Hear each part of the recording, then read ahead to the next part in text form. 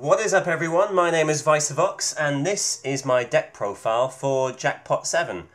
Now I'm going to apologise in advance because I'm running a very old ghetto Mac right here and the software I'm using with it is a little bit laggy, it's a little bit sketchy, or whether it's the software on my computer.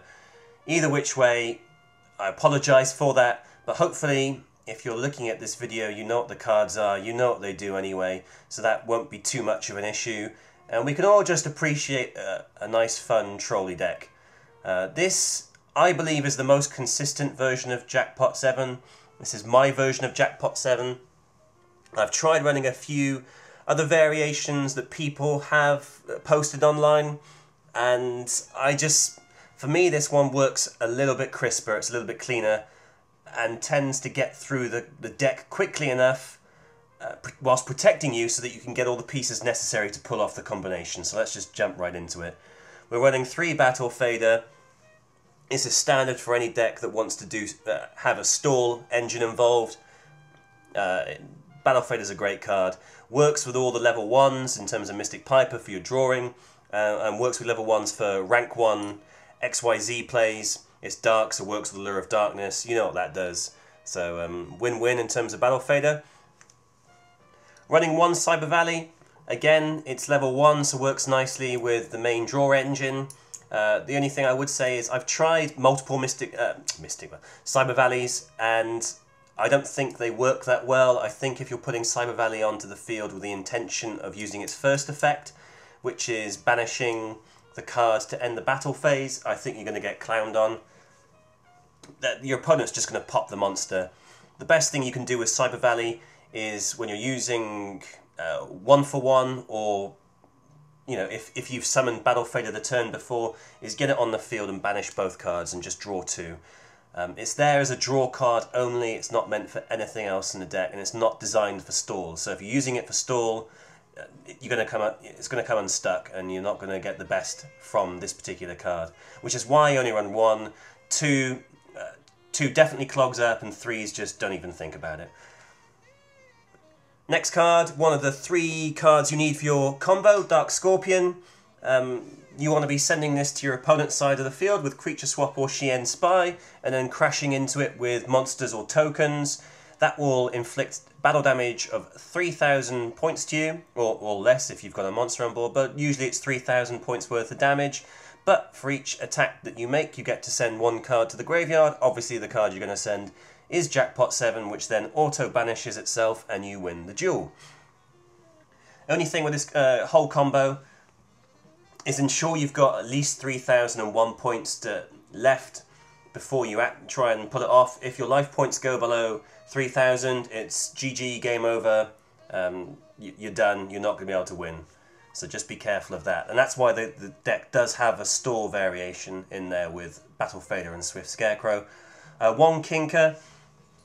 Other decks have run multiple copies of this. I think Kinker clogs in the deck, but 1 works really nicely if you do have Mystic Piper in the graveyard, bringing Mystic Piper back, tributing it, getting its draw effect, and then Kinker returns to the hand at the end of the turn.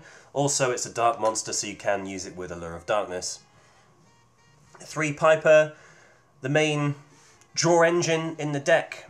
You can operate Jackpot 7 with other variants, Destiny Hero, for example. At the moment, I'm toying with another alternative, but for the moment, Mystic Piper works well with the cards that I've assembled here. You've got enough level 1s that you should always be drawing live, so that you can draw into 2 if necessary. But it's a card, and that's the important thing. You're going to get at least 1 card for it, and it could be the 1 piece that you need to complete your combo. And then 3 Swift Scarecrow. Again, what more can be said about this except at the end of battle phase, it's a great card in terms of stall, but also works with all the level 1s and the potential XYZ plays that you can pull off that are going to help prolong the duel for you. A Lure of Darkness. You've got 7 targets for a Lure of Darkness in the deck, so it's always drawing live. The one thing I will say is do not be afraid to banish Dark Scorpion Burglars to get the 2 draw. You're running 3 So you should always be drawing into another one at some point, plus you've got 2 reinforcement down the line as well that you can always bring them to hand. So don't be afraid to use it with burglars. You just need to get through your deck as quickly as possible. 1 creature swap. I'm contemplating running 2 creature swap. I'm thinking about taking Gold Sark out and running 2 creature swap, although the second creature swap I would use more as a tech card, more designed to stall than to actually get Dark Scorpion to the other side of the field. Creature swap's great, but if your opponent doesn't play a monster on the first turn, you're not going to be able to pull off a first turn kill, an FTK, an OTK, if he's not played anything. However, if the opponent's board is clogged, creature swap's a great card to have because you can obviously get Dark Scorpion to the side of the field. My experience with this deck is if your opponent's got 5 monsters on board, you're pretty much going to lose the duel anyway. So to me, creature swap is the weaker of the 2 variations, but I am thinking about running one just to give me a little bit of an advantage, second one just to give me an advantage in the game, because there are times when your field's dead, there's nothing out there and your opponent's starting to put together all his pieces to pull off his big plays, and it would be nice just to rip one of those monsters away from him, maybe swap Battle Fader over or something like that. So, as I said, for the moment it's at 1, but I'm contemplating taking out this card and running 2, but for the moment Gold Sark's in here. If you're drawing Gold Sark first turn, I don't see the problem in playing it. If you're drawing it 6-7 turns down the line, it's a pretty dead card because you need to have your combo pretty much ready to go by then. The longer you wait with Jackpot 7, the more chance that you're not going to be able to pull off the combo, that your opponent's going to have Mirror Force, Compulse, and just completely clown you. So it's in there for the moment, but I'm thinking of replacing it. 1 Hand Destruction. This is just for consistency and just for helping me get through the deck quicker. I've trialed 2 and it doesn't work. 3 definitely, in the same way as Cyber Valley, 3 definitely does not work in a deck. You're always going -1 with Hand Destruction. But 1 just helps you cycle through the deck a little bit quicker. You can drop, obviously, Piper into the graveyard, and if you then draw into Kinker, you're gaining a plus then for Mystic Piper's effect down the line. So it works quite nicely. It just helps speed up the deck, and speed is important. 3 Hippo Carnival. This is one of the second of the 3 combo pieces that you'll need. Hippo Carnival is a little bit better than Scapegoat. It only summons 3 tokens, but you can play this card and some other monster the same turn. That is hugely important. With Scapegoat, you have to activate it at the end of your opponent's turn, because you can't normal summon the same turn. So this just, again, it's all about speed, and this card is a little bit quicker in pulling off the combo than Scapegoat. If you've got Burglars and Sheehan Spy in your first turn, and you were playing Scapegoat, which you had in your hand as well, you wouldn't be able to finish it off there and then, but with Hippo Carnival, you can just go in straight for the kill. 3 Jackpot 7, this is your win condition. You want to be crashing into Burglar with your tokens, taking that damage and getting this sent to the graveyard. It auto banishes. The only thing is, do be careful and make sure that you've put this back into your deck when you go for your OTK. When I was building this, I forgot to do it once and looked really, really stupid for doing it. So activate the card and it shuffles itself back into the deck. If your opponent wants to Dark Bribe it, go ahead, it's going to auto-banish. And if your opponent's playing maybe an Exodia deck, actually it's not bad drawing into Jackpot 7, because if they themselves play a Hand Destruction or Dark World Dealings, you can start banishing this card. So it doesn't clog up as much as you think it might do. It's perhaps the only 3 cards in the deck that are dead to you, that you can't do anything with. Apart from possibly Mystical Space Typhoon, which I've got at 1. This is designed just to take out Skill Drain or Vanity's Emptiness if the opponent's running it. That's the only reason it's in the deck. I don't think it's that important to the deck, but if you draw it in your opening turns and your opponent's already played Vanities or Skill Drain, you can then obviously just take that off the board and run your play. More than 1 does clog, so 1 is more than sufficient. 1 day of peace, because if you're trying to draw through your deck, this is a great card to have. You don't take damage until the end of the opponent's next turn, so that's win-win. 1 for 1, really good card if you want to get Cyber Valley out onto the field, or another level 1 for your rank 1 plays, but normally I'm using this with Cyber Valley to then banish it and gain, draw 2 cards for it. So yes, you're going -1, but you're cycling through the deck, and there's no point having 1 for 1 in the deck if you're not going to play it. Reinforcement of the army, I've got this at 2 as opposed to 1. I've seen decks where this is at 1. I think 2 is good because it's deck thinning. I think 3 does start to clog up the deck and becomes a bit useless because you've only got so many targets to go for. But 2 does work well, and if you've got Hippo and Shien in your hand first turn, you've got more chance of drawing into a card that's going to help you pull off the combo. So you've got 5 cards you can draw into with Burglar and Reinforcement, because obviously Reinforcement will then bring Burglar to hand so that you can pull off the OTK. So I like 2, but it's deck thinning anyway, so it just increases your chances of drawing into what you need regardless. 2 Shien Spy, I think Shien's the better of the 2 cards, Shien Spy and Creature Swap. Shien's great if you're pulling off the OTK in the first couple of turns because the opponent's field is not going to be clogged. So you can just give them Dark Scorpion, crash into it, and GG. 3 Upstart Goblin because have some life points. 3 Legacy of Yatta, and 3 Reckless Greed. You can play around with these 6 trap cards and put other variations in if you wanted to make the deck a bit more techy. You could drop in Threatening Roar and Trap Stun.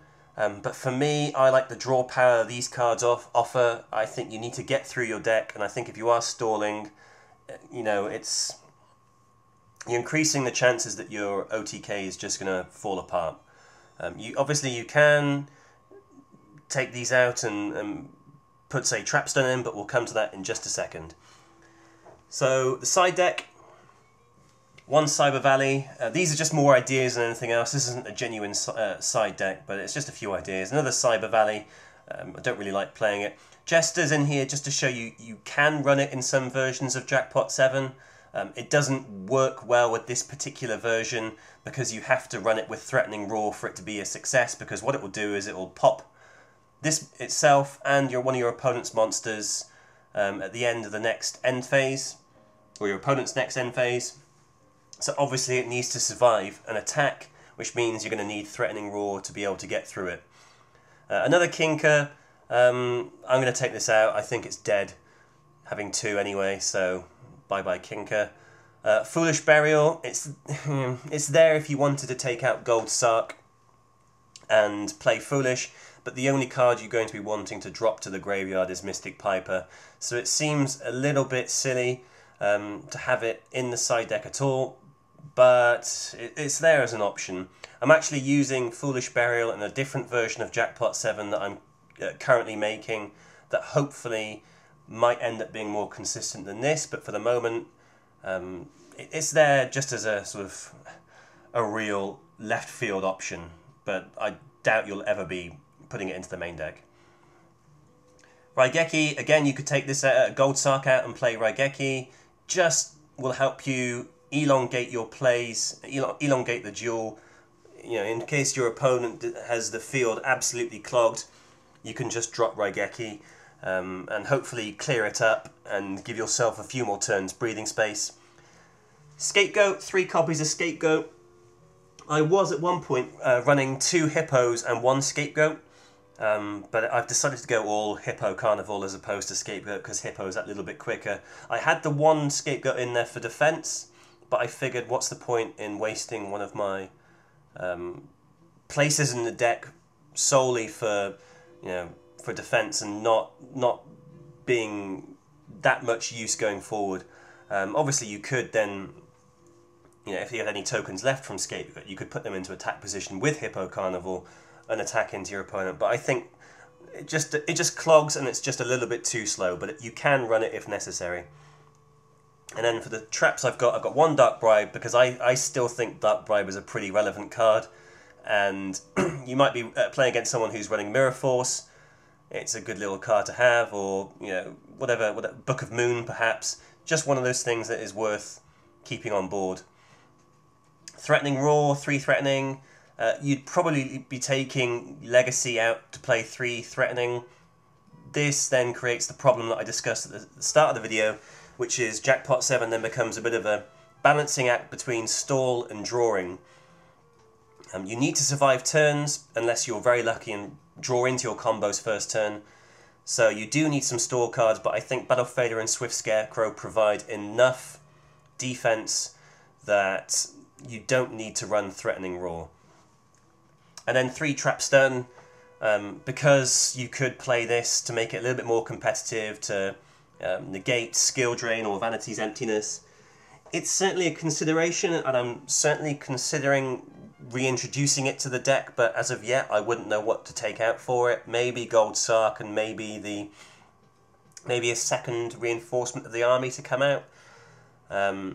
Just so you can have it there, that when you go to pull off your OTK and your opponent tries to pull a trap card on you, you can just say and negate everything, and your OTK goes through normally. So it's something I'm considering. As for the extra deck, you've just got some generic rank 4s in there. I don't know why Herald's in there. I must have had some card car. I was playing around with card car D, so we'll get rid of him. The only XYZ plays that you really are going to be making is number 63, and using his effect to draw 1 card in the standby phase. It's got 2000 defense. It's not going to last particularly long on the board. It is going to get run over at some point, but it's an extra card that you're drawing into at the end of the day. The only other play worth noting is the number 13, number 31 combo, which isn't that difficult to pull off if you've got the right cards. But the only way you're going to break into this is if you're summoning Battle Fader in defense mode to end your opponent's attack. You're then playing Kinker to bring Mystic Piper or another level 1 from the graveyard, and then you've got 1-for-1 in your hand, which means you can then get another level 1 monster onto the field. If you do that, you can play number 13 and number 31, and then you're pretty well set if you've got these 2 on the board.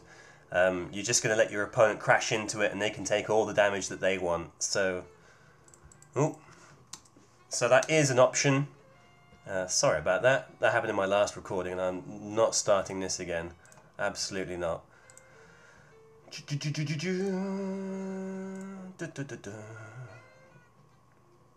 There we go.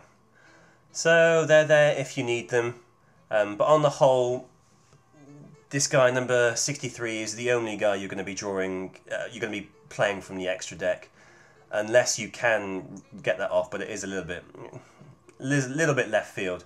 This guy will give you an extra draw, so that's what we're going for in the deck, is to get some draw power from it.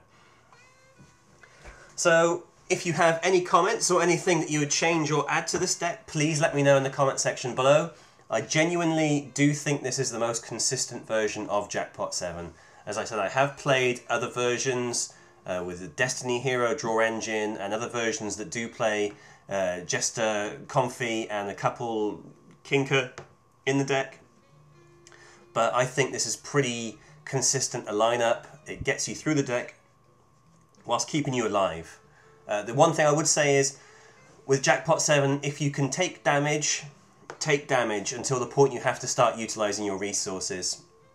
Obviously 3001 is that golden figure, so if your opponent summons a rank 4, a level 4, with a 2000 attack or whatever it might be, take the damage for the first turn before you start using your resources to end the battle phase. You just want to hold on to them as long as possible, because obviously it opens up those combos with Allure of Darkness and 1-for-1. So anyway, thanks very much for watching the video. My name is Vicevox, and I will have another video for you at a later date.